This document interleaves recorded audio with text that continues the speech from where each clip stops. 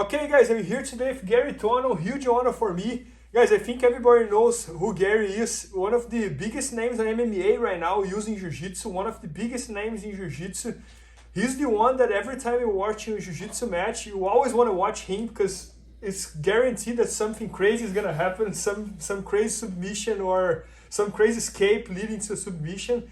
And Garry just shot an entire structure today all about his leg locks. And what's the name of the instructor, Garry? Breaking legs and breaking hearts. I think that's what Breaking legs and breaking hearts. And today he's going to show us here one of his favorite submissions using the leg locks, which is the sweep from butterfly going to the cross ashigurami. Sure. So there are several families of entries into cross ashigurami. You know that our team is pretty familiar with using cross ashigurami to break people in inverted heel hooks.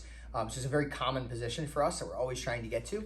So the DVD covers several different families of entries into that position, and rolling entries happen to be probably one of the things that I'm best at. You see me roll over the shoulders during Granby rolls and things like that all the time. So I figured that's what I'd show today as just a rolling entry into the cross ashigurami. That's awesome. So let's do it. Yeah. So one of the things we talk a little bit about in the DVD when we talk about setups is the use of kazushi. And you hear our team talk about this a lot. It's just a principle of off balance. Another thing that I talk about quite a bit is the idea of a failure of a particular movement not really meaning failure. And what I mean by that is like, let's say I go for a sumigashi. I don't want to just be disappointed that I missed the sumigashi and have to start over. When I go for something like a basic butterfly guard sweep and my opponent bases, I don't want to have to just stop and start over again because I failed the sweep. Okay, what I'd like to do is to take the opportunity that I just created, the space that I just created between my training partner's knees and his upper body, to enter into my opponent's legs, okay? For two reasons. One, like I mentioned, the off balance, okay? Just the off balance itself makes my training partner preoccupied with posting on the mat, making it difficult for my training partner to defend. And the second reason, like I mentioned, it opens my training partner up, okay, and extends his limbs, making them easier to attack. So as I enter into a basic sumigashi where I trap one of my training partner's arms and I get an underhook on the far side, I start capitulating down towards one shoulder. As I do this, my training partner can base himself in a number of different ways, but for the time being, I'm just gonna have him pull his arm free to base, okay? So as he posts and pulls his arm free to base, I'm gonna take my hand and move it from the underhook to a cross grip on my training partner's lat muscle like so, okay? If you're flexible enough, you can keep the underhook, but I much prefer, most people are not gonna be able to finish this without getting this cross grip. So let's go back. So it all kind of happens in one motion. As I'm falling, cross grip comes in and I invert onto my two shoulders. Now you may be wondering to yourself, if you're not a particularly athletic person, you're like, okay, how the hell did that happen? Okay, there's a little bit of extra work happening here with this bottom leg that allows me to invert so fast. Okay, as I'm off balancing, I'll just do this in the open for a second. As I'm off balancing my opponent, this foot is tucking itself underneath and it becomes a drive leg. So as I go to try to lift my training partner up, I can push off of that drive leg and come onto two shoulders like so. Okay, so I'm sumigashi, drive leg comes in, all of a sudden I'm up on two shoulders.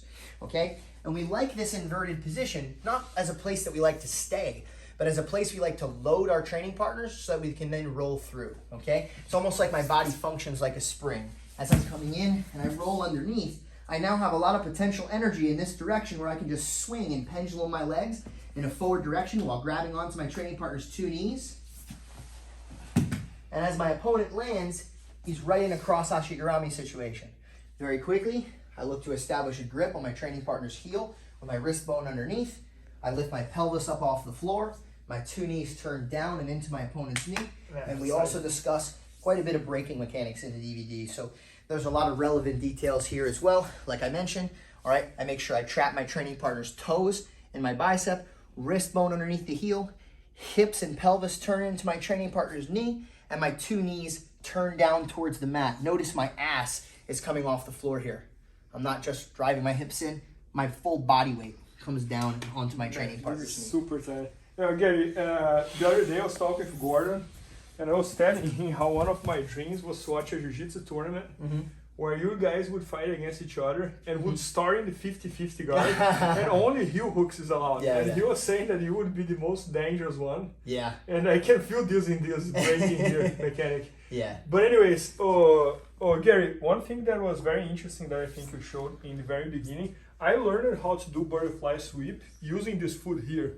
So sounds like you go deeper than just the sweep, and you invert. Correct. So that's the key over there. Got it. I'm looking to try to get onto my two shoulders, okay? I'm not just falling down to the shoulder, because you notice when I do that, my body's elongated, right? If I ever have a plan of inverting in this situation, so the moment I notice your momentum stops and I'm no longer bringing you over, instead of going into an extended position like I'm in now, I take my head and shoulders and I tuck them into my two knees, and now all of a sudden I'm able to come into this inverted position. If you fall and your body's extended, when you try to invert, you're just going to land on your face. So I have to bring my head in towards my knees. One of the things that helps this inversion and all inversions, particularly Granby roll style inversions where we roll over our shoulders, is to look up towards the ceiling as you're doing the move. As I go to invert, my head looks up towards the ceiling as it tucks in with my shoulders, and now it's very easy for me to point my butt at the ceiling.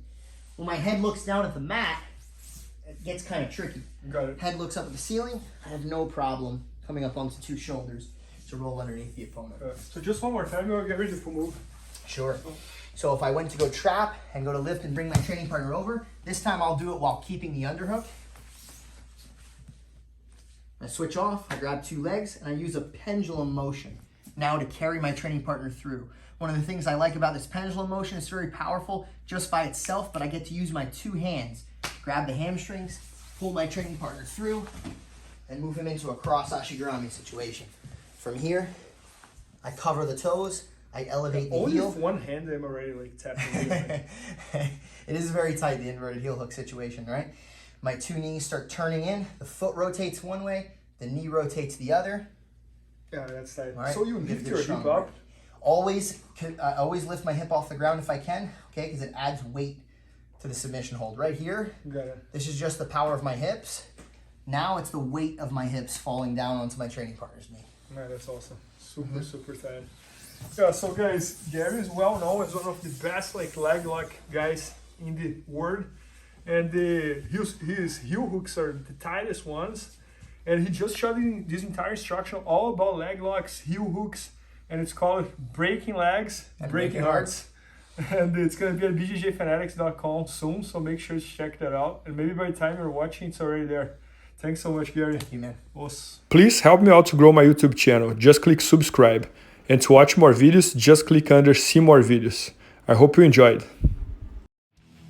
IBJJFanatics.com. Use the promo code YouTubeFaria to get 10% off any instructional video. Improve your jiu-jitsu faster.